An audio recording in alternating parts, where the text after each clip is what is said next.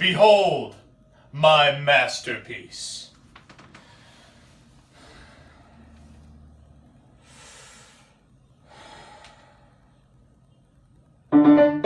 Hey everybody, Joseph Rothschild here, aka MBT, back again with another episode of 10-Minute Testing. Well, it's time to make peace with the ban list. It's done just about nothing but give me a very marginal chance of beating Sky Striker with whatever rogue garbage I'm on this week. But more importantly than that, it doesn't contain any non-Sorkian hits to Orcust.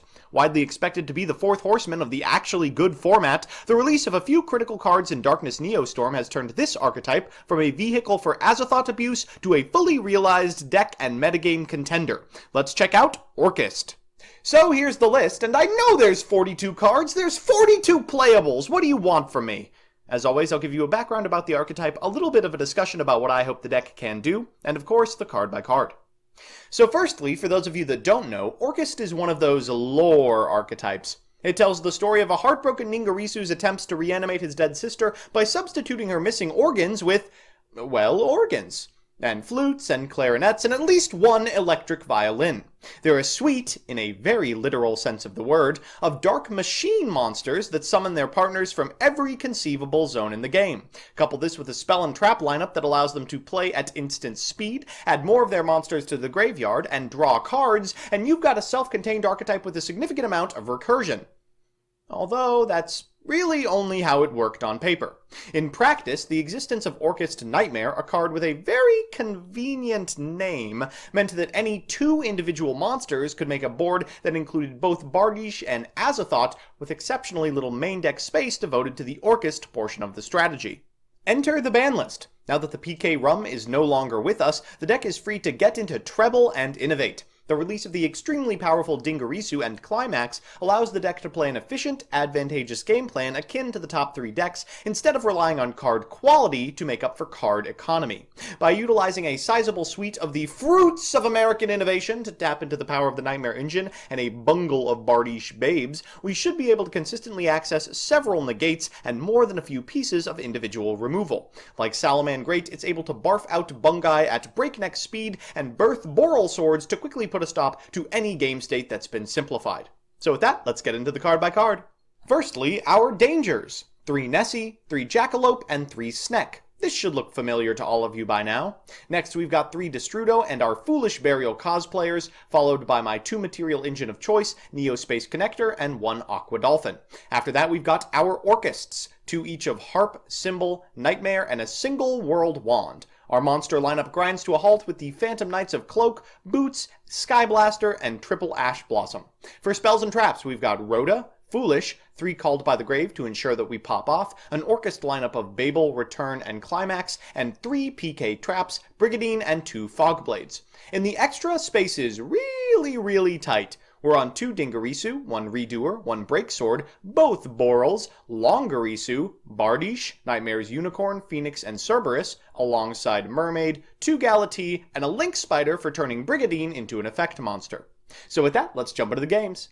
Our first match is up against Photon Galaxy, a deck that eludes me, for lack of a better word. Thankfully, we didn't build our opponent's version, nor are we playing it. They're going first, and we should have the tools to chew through any board they may build. They'll start with a Photon Orbital and a copy of Photon Vanisher. That's going to add a copy of Galaxy Eyes Photon Dragon to hand, before Link summoning a copy of Solar Flare, re-equipping this copy of Orbital, and passing it back to us. For turn, we draw... a reinforcement of the army. Well, we'll fire that off. That's prime Ash Bait. Afterwards, we can go ahead and normal summon a Dark Refer, discarding this copy of PK Boots to send a copy of Destrudo. They snipe a Chisinko, which is unfortunate, but allows us to use Mermaid's effect. They'll Soul Flare in response, and that's a little bit early on the draw. We get a Nightmare, followed by a copy of Ancient Boots. That's going to turn into Shade Brigandine, and a copy of Link Spider, so we can go into Galatea. We'll then use Orchestrated Nightmare's effect to send a copy of Harp, and Harp's effect to get a copy of, you guessed it, Skeleton. We'll use Destrudo's effect for extra draw power. We can now set this copy of Climax and activate Orphagal Prime with enough material to go into Rusty Bardiche. We'll bring back this copy of Galatea, special summon a copy of Dingirsu, trigger its effect and the effect of Rusty Bardiche, wiping our opponent's board and causing a concession.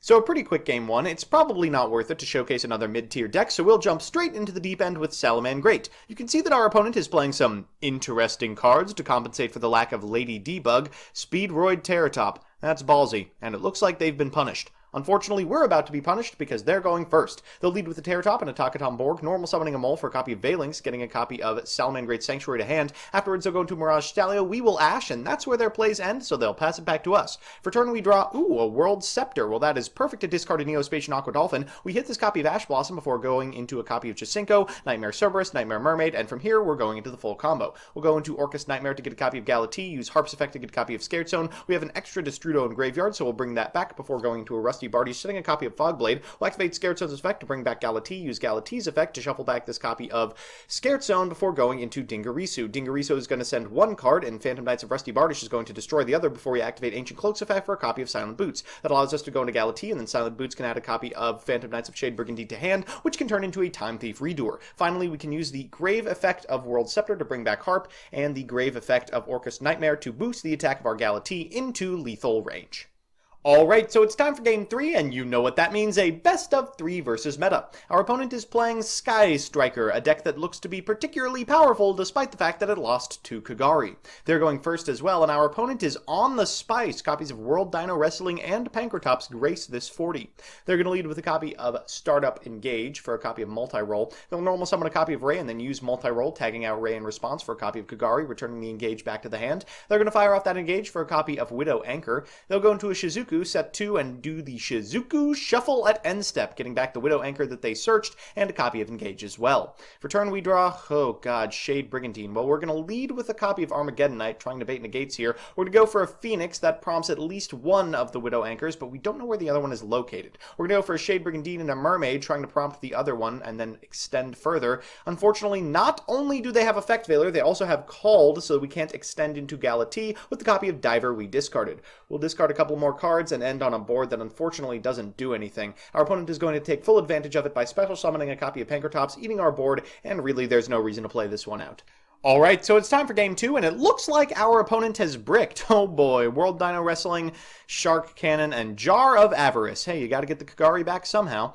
We're going to start by activating the effect of, you guessed it, Reinforcement of the Army to get a copy of Armageddon Knight. We'll activate the effect of Armageddon Knight, sending a Diver, then special summon a copy of Dark Greffer, sending as many Dark Monsters as we can to the graveyard. We're going to go for Silent Boots, activate Nightmare Mermaid's effect, discarding a copy of Fogblade to go into Galatea. We'll then activate the Grave effect of Diver. They have an Ash for it, but it's a little too late for that. We'll use World Scepter to bring back Diver, use Galatea's effect to shuffle back World Scepter for a copy of Babel. We'll activate Babel, activate the Grave effect of Destrudo Dragon Drake of the Dead, before going into Rusty Bardiche, activating the effect of Orcust Nightmare, and using Bardiche's effect to set a copy of Fogblade, and Scared Zone's effect to bring back Galatea. This is great news for us. We'll go into Dingirsu to attach a material before link summoning a second Galatea, so our climax is live. Our opponent's going to activate Foolish Burial Goods. They'll then activate the effect of Metal Foes Fusion and Multi-Roll. We'll activate Scared Zone in response so we can bring back our Dingirsu. They have the Shark Cannon for it, but we have the climax for the Shark Cannon. We'll bring back Dingirsu. That triggers the effect of Rusty Bardiche and triggers the effect of Dingirsu, so we have access to our Scared Zone. They'll concede.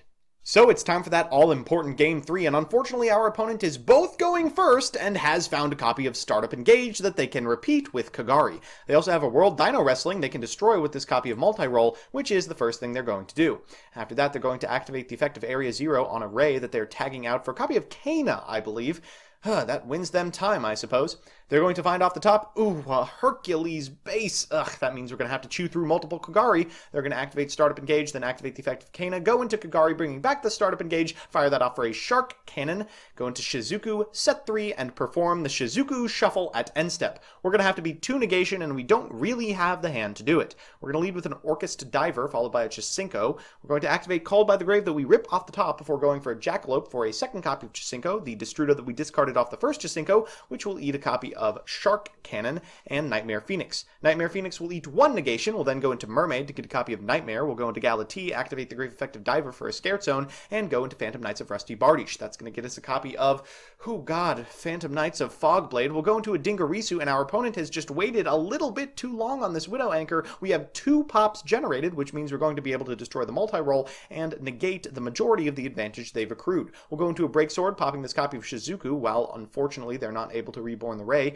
and then pass it back so we get back Orcust Dingirsu. Our opponent is going to activate Area 0, and of course they find a copy of Hornet Drone. They'll activate the effect of Metal Foe's Fusion before going into a copy of Hayate and normal summoning array for a Shizuku. They'll go to battle phase, and I will negate the effect of this Hayate. We are able to prevent the destruction of our Bardiche, but unfortunately, with less monsters, our opponent is able to bring a Pankratops from deck. We're going to activate the Grave effect of Nightmare Orcust, and then the Grave effect of Scared Zone to make a second copy of Dingirsu. Our opponent is going to respond with a copy of Pankratops, so we can prevent the destruction with Dingirsu's effect. Afterwards, they're going to activate the effect of Hercules Base and Area 0, so we're going to have to chew through a fair amount of monsters this turn. We're going to activate Climax to bring back Scared Zone and go to battle phase, trying to chew through the remainder, or at least this copy of Ray while they can't tag out. We'll go for a copy of Babel so we can play on our opponent's turn and wish them the best. They draw a copy of Fusion. What's the percentage on that? We'll go ahead and activate the copy of Galatea in response to them special summoning a copy of Shizuku. They'll finally eat our Bardiche. They're going to go for a Kagari, but we do have the Fogblade for it. That's great news for us because it means we can probably finagle lethal. We'll activate the Fogblade that is now in the graveyard to bring back Bardiche. Then we'll activate Scared Zone to bring back Dingirsu, triggering the effect of Bardiche and the effect of Dingirsu. We can now eat both the set card and the copy of Kagari, which brings the Ray back to our opponent's side. We're going to go into a Longrius to shuffle this linked card away. They will respond by tagging out into a Kana, negating the attacking ability of our Dingirsu. We should be able to win from here. We'll use Destrudo in Graveyard plus Jackalope to go into Boral Sword Dragon. We'll attack directly for 3,000 points of damage, attack directly for 21, and use the Fogblade now in Graveyard to bring back Phantom Knights of Break Sword, get in for 2,000, change it to defense, and win the match. So we're back with the deck, and wow, this is a little frightening. I mean, I'm not looking forward to losing to this in the near future. Let's do the pros and the cons. First, the pros. 1. It's extremely easy to get the ball rolling. It's very Salaman-great in terms of playstyle insofar as it's never really out of the game. Even if you lose your entire board, you're exactly one skeleton in the closet away from the driver's seat. 2, it's consistent. I think a significant amount of naysayers of this strategy post-Sork ban are too preoccupied with the OCG, where it's definitely less explosive. Here in America, however, we have dangers, and each one represents either half of a nightmare or a hand trap you no longer have to worry about. And 3, it's got an extremely high ceiling. I certainly didn't do it justice in these games, but a skilled pilot can make this thing sing. And the cons. 1, it's got some choke points that other meta decks don't. Reaper is actually not particularly terrible, and if it starts seeing play again, banishing most of the Galateas is going to hurt. 2, it is hard to play. I mean, this is a weakness it shares with almost every other top deck, but playing this deck optimally for 9+ rounds is going to require a mental fortitude I know I don't have. And 3, it's expensive, like dangers and stuff like that. I don't know. Truthfully, I'm kind of scraping the bottom of the barrel in terms of points against this obviously powerful strategy. All in all, it's good. It's really good. I expect it to join Striker, Salamander, and Thunder in Tier 1. So that's that. Nice to see this deck excelling despite its previous unfairness. If you want to see me play the decks I make on this show on stream, I'm on twitch.tv/mbtygo every Monday from 7 to 9 p.m. Eastern Standard Time. And if you have an idea for a deck or archetype you want to see on a future episode of this show, let me know in the comments section below and I'll do my best. Otherwise, I'll see you next time.